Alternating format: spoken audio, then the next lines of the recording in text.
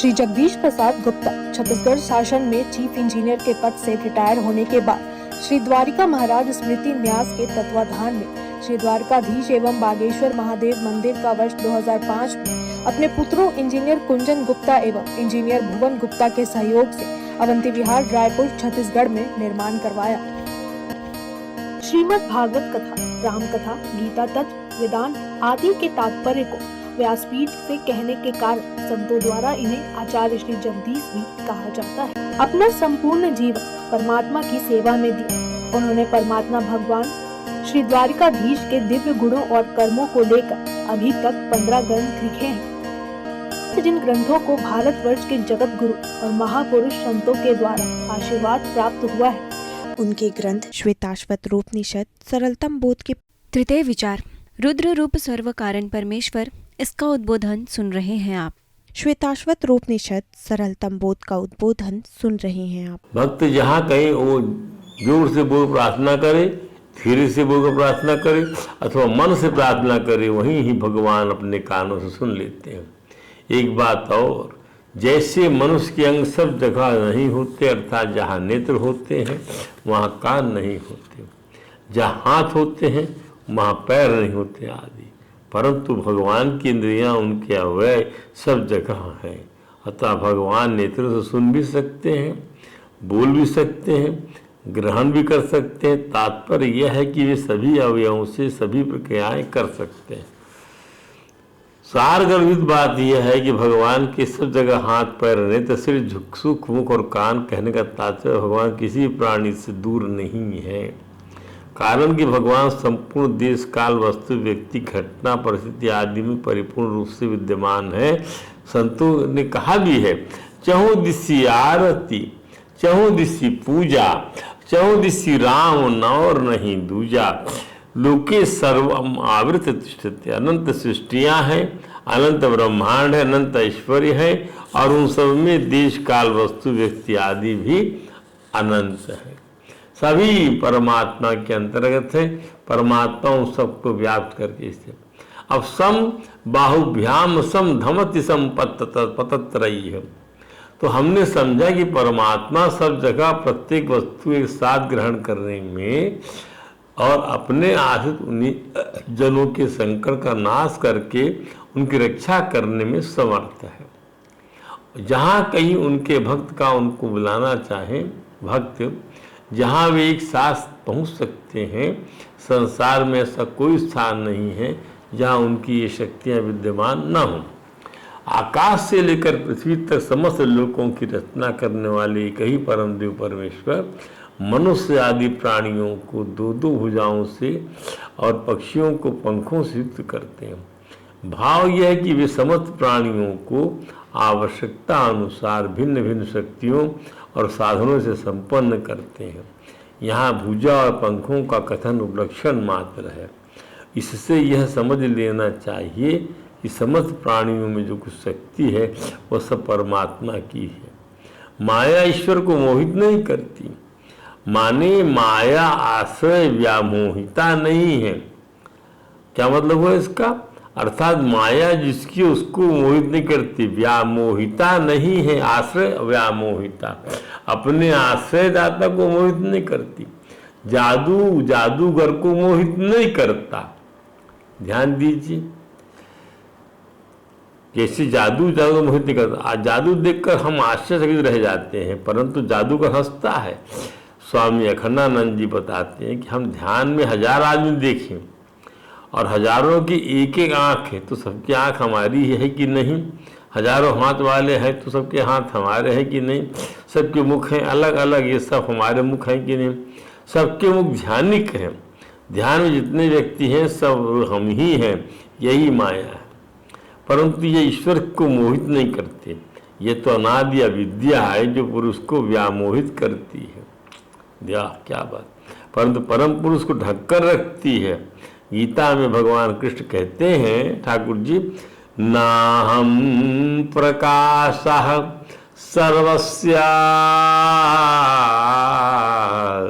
योगमाया समावृत्तः मूढ़ोऽयं नाभिजानाते लोको माम अजम अवयम। मूढ़ो अयम लोको नाभिजानाति।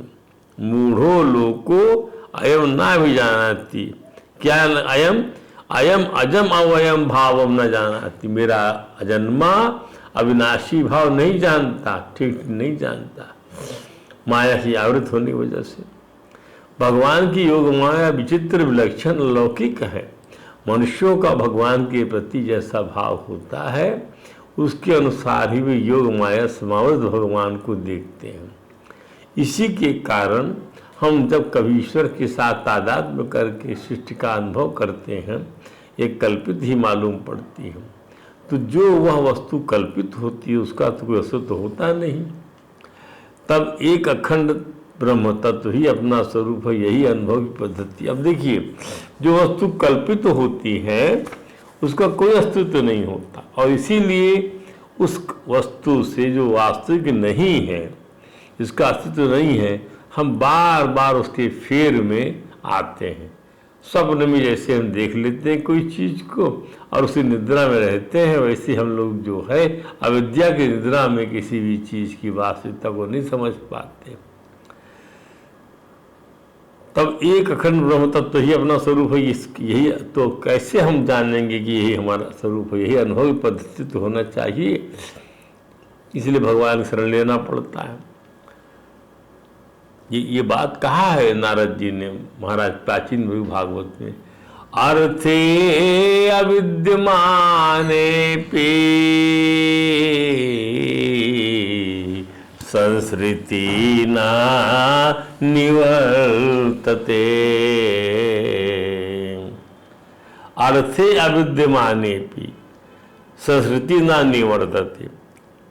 इसको समझने के लिए सेकंड लाइन देखिए इस मंत्र की, क्या है? मनसा लिंग रूपेण स्वप्ने विचरतो यथा। मनसा लिंग रूपेण, जैसे अपने सूक्ष्म शरीर से, अपने मन से आप जो है स्वप्न में विचरण करते रहते हैं। आहा, क्या आनंद आ रहा है, क्या आनंद आ रहा है। स्वप्न में विचरण कर रहा है मन, और वहाँ कुछ नहीं है आँख खुलने पर। वैसे ही अर्थे अविद्यमानों पे, वैसे ही ये सब विषय नहीं है, दृश्य नहीं है, लेकिन आप उससे विभूत हो गए। अविद्या की निद्रा में है ना आप। तो अर्थे विद्यमान है। आपकी संस्कृति या आना जाना, आपका संसार में इस जन्म लेना मरना जाएगा नहीं। ये तो तब जाएगा आपका ये अनंत परंपरा जो आपकी भगवान नारद ने कहा। कैसे कहा भाई? इसको दूर करने के लिए क्या करना पड़ेगा? अथात्मनो अर्थभूतस्य, अपने परमात्म स्वरूप में जीवात्मा जो है यह अपने स्वरूप को भूल गया है। अथात्मनो अर्थभूतस्य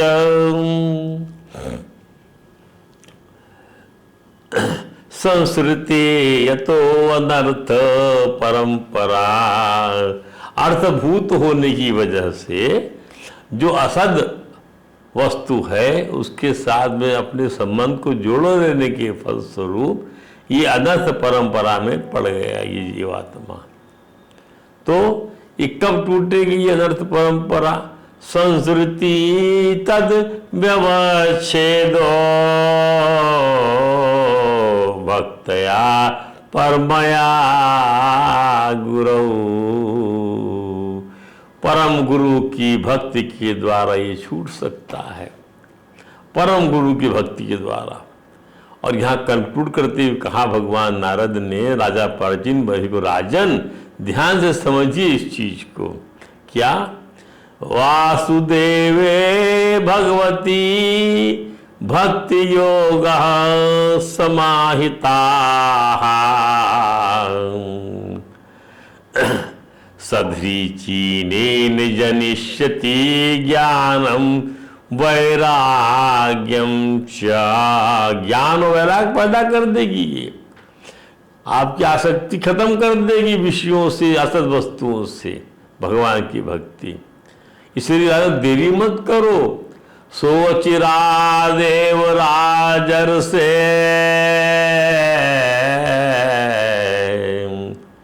अच्युत स्यात् अच्युत कथाश्रया।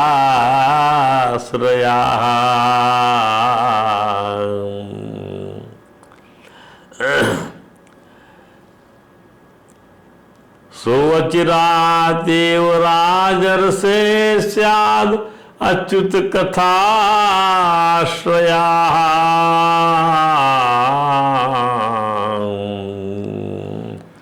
अच्युत की कथा का सहारा लो राजन।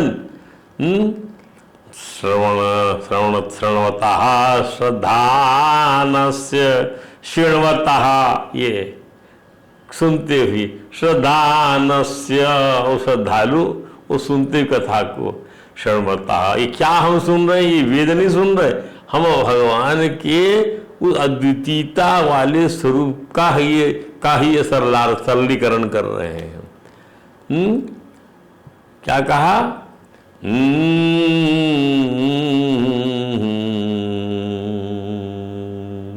सोचिरा, शीघ्रता करो राजन, शीघ्रता करो बिना विलंब के। सोचिरा देव राजर से स्यात् अच्युत कथाश्रया।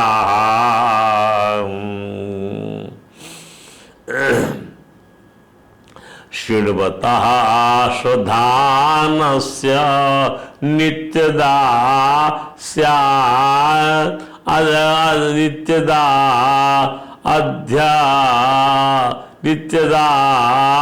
अधीयते। नित्य अध्ययन करो इसका। हम ये जो इसको जो आप बताते हैं, ये वास्तव में हमारा स्वाध्याय है, इसी से हम बताते हैं। कोई ख्याति नहीं चाहिए, कोई प्रचार नहीं चाहिए। प्रचार तंत्र है, जिसको समझ में आएगा भगवान की ये कथा, भगवान का ये रूप उसको आकर्षित कर लेता है, और वो एक ही काफी होता है। बहुत लोग पढ़े हैं, ठाकुर जी के भक्त इतने ज़्यादा, ये चीज़ हुई। और फिर बाद में इसको और विस्तार कर दिया कि यहाँ गाते हैं भगवान के भक्त लोग, व्यग्र रहते हैं सुनने के, कहने के लिए। उनके मुख से निकलती हुई जो है अमृतसरता बहती है, वो जब उसमें डूब जाता है व्यक्ति, उसको भूख प्यास नहीं लगती है। वही भूख प्यास उसको तब मारती है, तो फिर उसको कोई रुचि भगवान कथा में नहीं रह जाती है। ध्यान दीजिए, तो ये बड़ा विस्तार है वहाँ पर, इसलिए इसको समझ लीजिए। तो भगवान की योग माया विचित्र, विलक्षण, अलौकिक है। मूल मनुष्य समुदाय जो है वो योग माया से आवृत, मुझ अजन्मा अविनाशी को ठीक ठीक नहीं जानता। जब तक वह एक अखंड ब्रह्म तत्व ही अपना स्वरूप है ये समझ लेता नहीं है, तब तक वो नहीं समझ पाता। बाहु को क्रिया शक्ति का रूप माना जाता है, क्योंकि विराट पुरुष की भुजाएं क्षत्रिय हैं। अब जीव को दो हाथ इसलिए मिले हैं कि वह ईश्वर के साथ अपने सुख दुख को जोड़े। ये देखिए, दो हाथ मिले, जोड़ ले, सुख और दुख को जोड़ ले। क्योंकि बाहु से क्रिया शक्ति उपलक्षित है, बाहु से क्रिया शक्ति उपलक्षित है, सुख जोड़ लिया। और इससे धर्म अधर्म उपलक्षित है। ध्यान दीजिए, अनाद्य विद्या के कारण जन्म जन्मांतर के धर्म के संस्कार हैं। उन संस्कार की वजह से ईश्वर इन संस्कार रूपी भुजाओं के द्वारा जीव के पर लगा देता है। वैसे ही श्रुति संपतत्रयी धमत द्वारा अभिव्यक्त करती है। तीनों के पास थोड़ा पैसा आ जाए, थोड़ी बुद्धि आ जाए, तो लोग कहते हैं इसको पर लग गए। पतत्र माने क्या? त्र माने त्राण दिलाने वाला। जो गिरने से त्राण दिलाए, गिरने से बचाए, उसे पतत्र कहते हैं। पतंतम त्रायते इति पतत्र, मनुष्य को जो गिरने से बचाए उसे पतत्र कहते हैं। मनुष्य में उसके पांव पतत्र हैं और पंछियों में उसके पंख पतत्र हैं। पाँव गिरने से बचाते हैं, और पक्षियों के पंख उस गिरने से बचाते हैं। धमती संपत त्रैर्द्यावा भूमि, इसका अर्थ है कि परमात्मा आकाश पाताल बनाकर कर्म विपाक के अनुसार फल भोगने की व्यवस्था बनाता है। सारगर्भित बात यह है कि मनुष्य के उत्थान पतन की कर्मानुसार व्यवस्था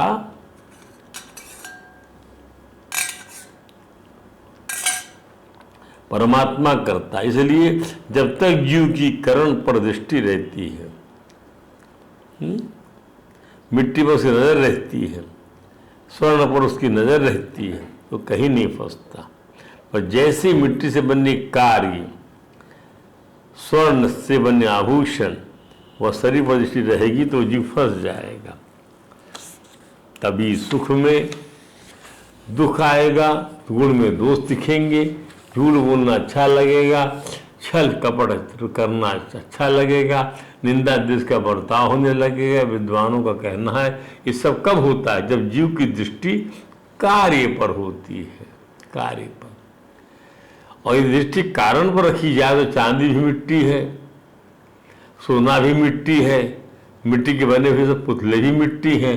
ध्यान दीजिए, कारण दृष्टि जो होती है वह राग द्वेष को मिटाने वाली होती है, और इसके विपरीत जो कार्य पर दृष्टि होती है वह राग द्वेष में डालने वाली होती है। वाह क्या बात!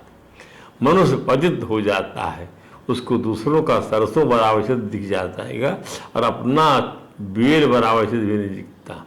तो सार यह निकला कि परमात्मा को यदि देखना है तो कार्य पर से दृष्टि हटाकर कारण पर दृष्टि ले जाना होगा।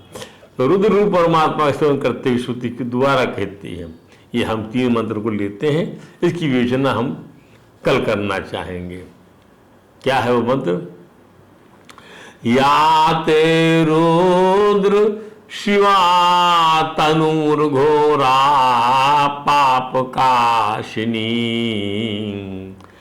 तया नस्तनुआ सन्तु मया गिरिसंता विचाकशी यामिषुं गिरिसंत हस्ते विभिरस्यास्तवे शिवां गिरततां कुर्माहिंसी पुरुषं जगत् ततः परं ब्रह्म परं बृहन्तं यथा निकायं सर्वभूतेषु गूढ़ं विश्वस्यैकं परवेष्टितारम् ईशं तं ज्ञात्वा मृता भवन्ति। अब इसका पद समझिए। रुद्र ते या घोरा, हे रुद्र परमेश्वर, तेरी जो सौम्य पूर्ण से आप काशनी शिवा तनु, प्रकाश मान कल्याणकारी जो मूर्ति है, शिवा तनु जो है, हे गिरिशंत, हे पर्वत निवासी कल्याणकारी शिव, तया संतमया तनुआ, उस परम शक्ति विग्रह से न अभिचाकशी ही कृपा करके हम लोगों पर दृष्टिपात करें भगवान। तथा गिरिशंत, हे गिरिशंत, यामिषुम आस्तवे, जिस बाण को फेंकने के लिए आप हस्ते विभरसी, हाथ में धारण किए हुए, हे गिरित्र, हे गिरिराज, हे हिमालय की रक्षा करने वाले देव, ताम शिवाम कुरु, उस बाण को कल्याणमय बनाए नाथ। पुरुषम जगत माहिंसी, जीव समुदाय रूप जगत को कष्ट न दे, कष्ट नष्ट न करे। और ततः परम, उस जगत के परे, ब्रह्म परम हिरण्य गर्भ रूप ब्रह्मा से भी सर्वभूतेषु यथा निकायम गूढ़म, समस्त प्राणियों में उनके शिवरों शरीरों के अनुरूप होकर छिपी हुई और विश्वस्त परिवेष्टितारम, संपूर्ण विश्व को सब ओर से घेरे हुए, तम बृहंतम एकम ईशम ज्ञात्वा, उस महान सर्वव्यापक एकमात्र परमेश्वर को जानकर अमृता भवन्ति, ज्ञानी जन अमर हो जाते हैं। श्रीमद् भागवत में नारायण परायण करुणाद्र हृदय भगवान शिव ने पतिताओं को श्रीमन नारायण हरि की महिमा का बखान करने वाला योगादेश नामक स्तोत्र सुनाया था। हम प्रसंगवश कुछ श्लोक यहाँ अवतरित कर रहे हैं, जिससे हमें श्वेता स्वरूपनिषद के वक्त उक्त चारों मंत्रों में उपलक्षित परमों की महिमा के स्वरूप का बोध हो जाएगा। भगवान शंकर की स्पष्ट मान्यता है कि परम परमात्मा का तत्व ज्ञान प्रत्यक्ष से नहीं अनुमान से होता है। क्या बात है! जब प्रलय काल उपस्थित होता है तब काल स्वरूप श्रीमन नारायण हरि अपनी अनंत शक्तियों के प्रचंड और असह्य नेत्र से पृथ्वी जल अग्नि वायु आदि महाभूतों को परस्पर विचलित कराकर समस्त लोगों का संहार करते। ये निरोध है भगवान का, निरोध। जैसे वायु अपनी असहनीय एवं प्रचंड झोंकों से मेघों द्वारा ही मेघों को शीतल वितर कर नष्ट कर डालती, भगवान शंकर का कहना है कि मोहग्रस्त जीव प्रमादवश हर समय इसी चिंता में लगा रहता है कि अमुक कार्य करना है। उस प्राणी का बड़ा हुआ लोभ उसकी लालसा को परमात्मा काल रूप से ऐसे लील जाते हैं, सांप चूहे को लील जाता। भगवान रूप रुद्र महापरमात्मा श्रीमन नारायण हरि की स्मृति करते कहते हैं, यो मायेदम पुरुरूपया सृजत बिभर्ति भूयः क्षपयत विक्रियः छायद भेद बुद्धि सद्विदा सदि वात दुखस्तया तमात तंत्रम भगवन प्रति महिम। भगवान आपकी माया अनेक प्रकार के रूप धारण करती है, इसी द्वारा आप इस प्रकार जगत की रचना पालन संहार करते हैं। जैसे कोई सदवस्तु हो किंतु इससे आप में किसी प्रकार का विकार नहीं आता, माया के कारण दूसरे लोगों में ही भेद उत्पन्न होती है। आपको तो हम परम स्वतंत्र ही समझते हैं।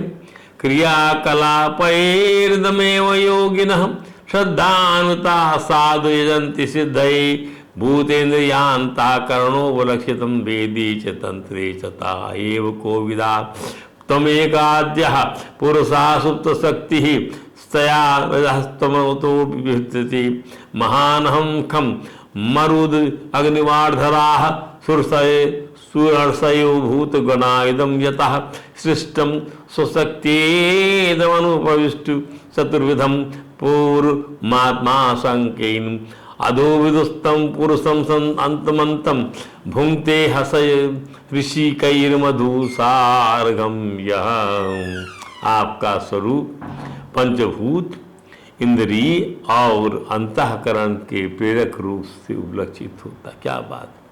आपका स्वरूप पंचभूत से इंद्रिय और अंतःकरण के प्रेरक रूप से उपलक्षित होता है। जो कर्मयोगी पुरुष सिद्ध प्राप्त करने के लिए तरह तरह के कर्मों द्वारा आपके सगुण साकार स्वरूप का श्रद्धा परिभाषित पूजन करते हैं, वे ही वेद और शास्त्रों के सच्चे मर्मज्ञ हैं। हे प्रभु, आप ही अद्वितीय आदि पुरुष हैं।